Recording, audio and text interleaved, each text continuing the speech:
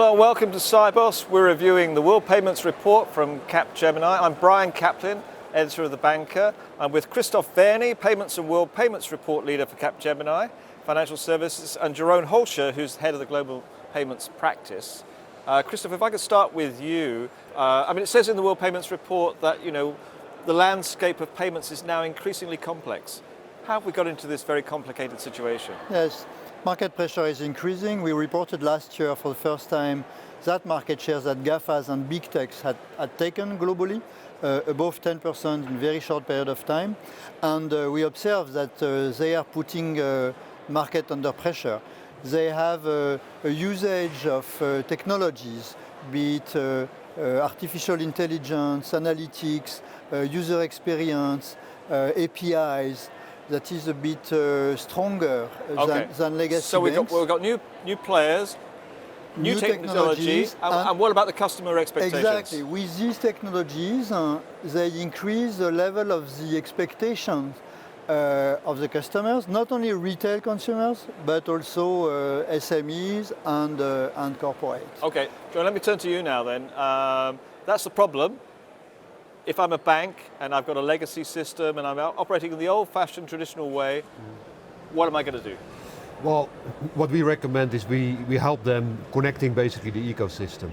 So it is not only technically in terms of integration, but also in terms of service levels, contracting, and business models. And we connect that basically on a platform type of play, which we help banks setting up so they can address the right use cases to the customer. Okay, because also in the report, it says that the banks all want to go to this platform-based kind of eco type of system, but actually it says that less than half of them have really done anything more than just make their APIs compliant with open banking. I mean, is that what your experience shows you? Yeah, so that's what I see, and that's logical because banks start focusing on compliance first, because that comes first always. But I see more and more signs the last 2-3 months that every bank is opening up in terms of thinking about how to build an ecosystem, how to work, how to collaborate, and that's exactly where we help them. Okay.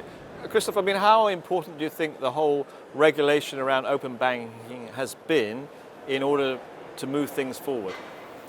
Regulation is a catalyst as usual. The US market was able to move to open banking and APIs without any regulation.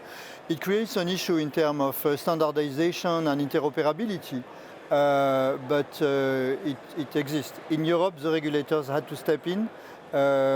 Probably it will enable banks make the first complicated step, but then look at how to make profit out of this initial investment and find new sources of businesses, solutions, and finally revenue.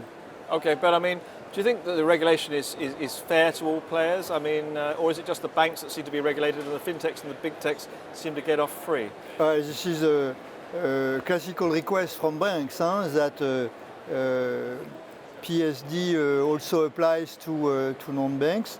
As a matter of fact, GAFAs cannot operate in the payment area without a license, which forces them to collaborate with banks. It's also the responsibility of banks to join forces in their negotiation with GAFAs and not go in disperse order, but say charge and share in a fair mode the revenue with GAFAs to pay back their investments. Okay, all right. So it sounds like it's a bit fairer than some of the banks think it is. Jeroen, what do you think the impact? There's a lot of talk at the conference and in the report about instant payments. How much is instant payments a reality, especially when we talk about cross-border? You see it first indeed domestically, that has been set up as an infrastructure. Some countries are more advanced than others in using it by building use cases which are relevant to customers to really use that instant schemes. You see now more and more fintechs playing the route of cross-border, of course, because there's imperfection, there is friction in that system they are addressing. And I think now the traditional players are addressing those as well.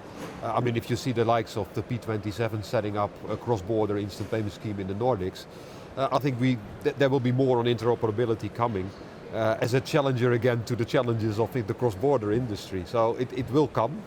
I think it's a long play, and it needs to be married with use cases for the customer to make it a success. Do you ever see a world where we have instant payments from anywhere to anywhere? I hope so. I think that's the holy grail that everybody tries to achieve and be as efficient as possible on account-to-account level. We're not there yet. It will take a while, especially in standardization and getting everybody aligned. And don't forget, most volume is still 95-98% is domestic. So let's solve that as well first before you move to the most complex one, which is cross-border in the end. Jeroen and Christophe, thank you very much indeed. Thanks, Brian.